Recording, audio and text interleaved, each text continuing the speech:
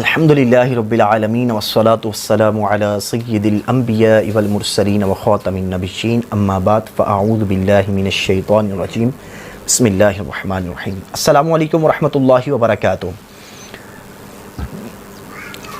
آج ہمارا جو سلسلہ ہجرت کے پہلے سال کے واقعات کے حوالے سے چل رہا ہے، آج ہم بات کریں گے مسجد نبوی کی تعمیر کے حوالے سے۔ مدینہ منورہ میں کوئی ایسی جگہ نہیں تھی کہ جہاں مسلمان مل کر باجماعت نماز پڑھ سکیں، تو اس لیے ایک مسجد ہونا بہت ضروری تھا۔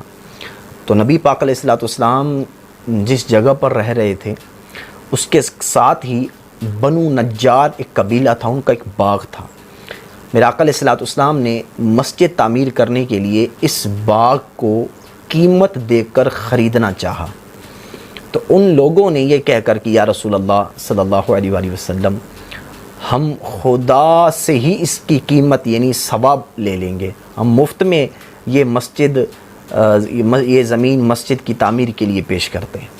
لیکن چونکہ یہ زمین جو تھی اصل میں دو یتیموں کی تھی، تو میرے آقا علیہ الصلوۃ والسلام نے ان دونوں یتیم بچوں کو بلایا اور ان یتیم بچوں نے بھی یہ زمین مسجد کے لیے پیش کر دی کہ وہ پیسے نہ لینے چاہے، مگر نبی پاک علیہ الصلوۃ والسلام نے اس کو پسند نہ فرمایا، اور مسجد نبوی کی زمین کو جس کو آج ریاض الجنہ کہا جاتا ہے، اس جگہ کو نبی پاک علیہ الصلوۃ والسلام نے صدیق اکبر کے مال میں سے اس زمین کو خریدا۔ یعنی مسجد نبوی کی زمین جو ریاض الجنہ کی جو زمین ہے، یہ صدیق اکبر کے مال سے وہ جگہ خریدی گئی۔ اب اس زمین پر کچھ درخت تھے، کچھ کھنڈرات تھے اور کچھ مشرکوں کی قبریں تھیں۔ میرے آقا علیہ الصلوۃ والسلام نے درختوں کو کاٹا اور مشرکین کی قبروں کو کھود کر پھینک دینے کا حکم دیا، پھر زمین کو برابر کر کے خود میرے آقا علیہ الصلوۃ والسلام نے اپنے دست مبارک سے مسجد کی بنیاد رکھی، کنچی اینٹوں کی دیواریں بنائی گئیں اور کھجور کے ستون یعنی پلر لگائے گئے، اور ان کے اوپر کھجوروں کے پتوں سے یہ چھت بنائی گئی جو بارش کے اندر ٹپکتی تھی۔ تو اس مسجد کی تعمیر میں صحابہ کرام کے ساتھ ساتھ نبی پاک علیہ الصلوۃ والسلام خود بھی اینٹیں اٹھا کر لاتے اور مسجد کی تعمیر میں حصہ لیتے، اور صحابہ کرام کو جوش دلانے کے لیے ان الفاظ کے ساتھ دلانے کے لیے ان کے صحابہ کے ساتھ مل کر آواز ملا کر صحابہ بھی نبی پاک علیہ الصلوۃ والسلام بھی یہ اشعار پڑھتے تھے: اللہم لا خیر الا خیر الآخرہ فاغفر الانصار والمہاجرہ، کہ اے اللہ بھلائی تو صرف آخرت کی بھلائی ہے، تو اے اللہ تو انصار اور مہاجرین کو بخش دے۔ اور اسی مسجد کا نام مسجد نبوی ہے۔ یہ مسجد ہر قسم کی دنیاوی تکلفات سے پاک اور اسلام کی سادگی کی سچی اور صحیح تصویر تھی۔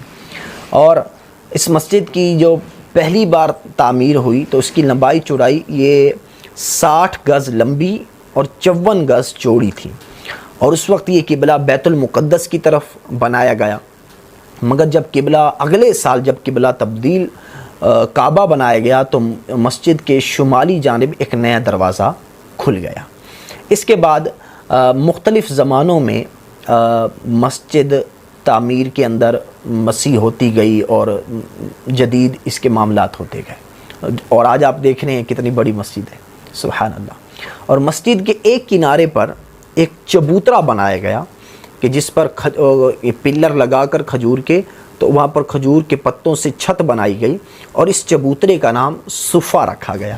اور جن صحابہ کا گھر وغیرہ نہیں ہوتے تھے وہ اسی چبوترے پر سوتے اور بیٹھتے، یہیں پر تھے سب کچھ، اور انہی صحابہ کو اصحاب صفہ بھی کہا جاتا ہے۔ تو یوں اس انداز سے مسجد نبی کی تعمیر و معاملات ہوئے۔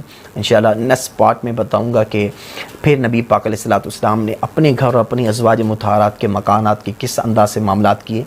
تو تب تک کی اجازت دیجیے۔ السلام علیکم ورحمۃ اللہ وبرکاتہ۔